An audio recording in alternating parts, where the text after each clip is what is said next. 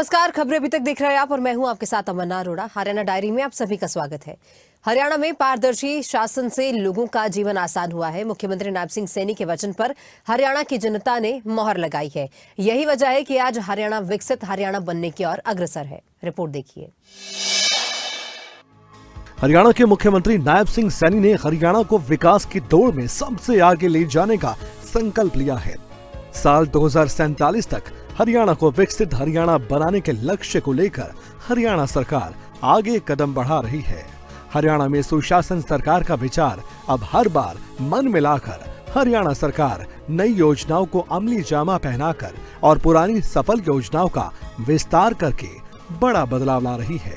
हरियाणा के मुख्यमंत्री नायब सिंह सैनी भी कह चुके हैं कि शासन पारदर्शी हो, निर्णय समयबद्ध हो और नागरिक को हर तरह से योजनाओं का फायदा मिले, उसका कल्याण हो, इस पर मिलकर काम करना चाहिए।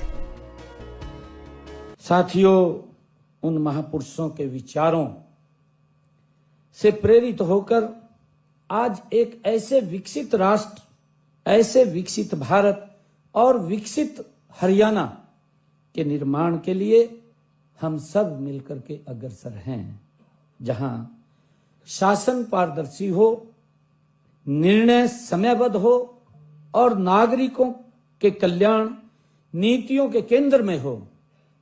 उस दिशा के अंदर हम गति से मिलकर के काम करने की हमें आवश्यकता है। हरियाणा के मुख्यमंत्री नायब सिंह सैनी का दावा है कि अब हरियाणा के लोगों को दफ्तर के चक्कर नहीं काटने पड़ते। अब सरकार संवेदनशीलता के साथ काम करती है। उन्होंने ये भी कहा कि जन केंद्रित शासन हमारी नीति में शामिल है। डिजिटलीकरण को लागू करने के बाद बड़ा बदलाव आया। साथ ही शासन में तकनीक को कैसे शामिल किया गया, ये भी जाहिर किया जाता है। डिजिटल, डेटा आधारित और जन केंद्रित प्रशासन हमारी नीतियों के केंद्र में है। टेक्नोलॉजी को हमने केवल सुविधा नहीं बल्कि परिवर्तन का साधन बनाया है।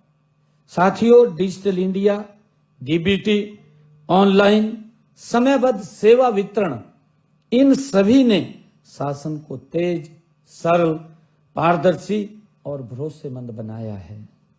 साथियों, सुशासन का महत्व इस बात में निहित है कि यह लोकतंत्र अधिक जीवंत बनाता है। ये लोकतंत्र को और अधिक जीवंत बनाता है। अच्छा शासन सामाजिक न्याय को सुदृढ़ करता है।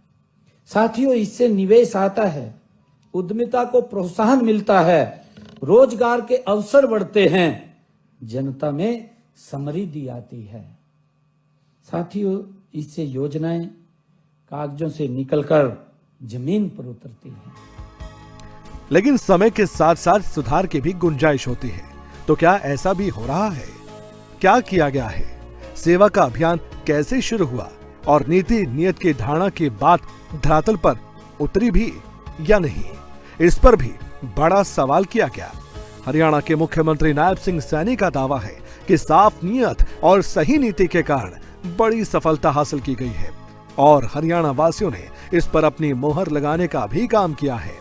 अपने संकल्प पत्र को वचन पत्र में भी तब्दील करने का दावा हरियाणा के मुख्यमंत्री नायब सिंह सैनी ने किया।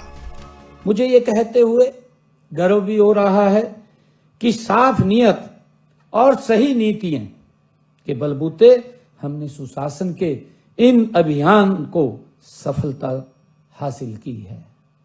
इस सफलता को प्रदेशवासियों ने भी इसका लगातार जो तीसरी बार जनादेश दिया है वो इसी का ही परिणाम है।